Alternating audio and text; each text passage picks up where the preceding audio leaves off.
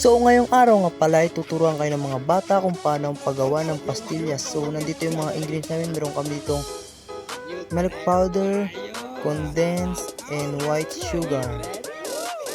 So di na nga nila na videoan kung paano ang pagmix nila ng condensed at milk powder. So kayo na lang ang bahala dyan kung paano ang paglagay nyo, pero huwag nyo lang masyadong dadamihan ng condensed dahil masyadong malapot. So yan ay naluhalo na nga ni Queen.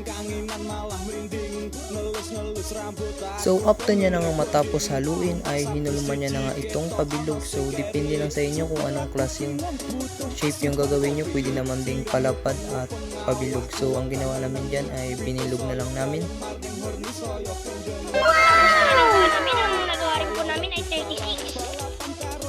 So ayan na nga po, lahat ng nagawa nila ay nakagawa rin po sila ng 36 pieces. Pwede na po nilang ibenta yan, pwede na rin po silang magnegosyo. Kung gugustuhin lang po nila, pwede rin nilang ibenta to sa kanilang school.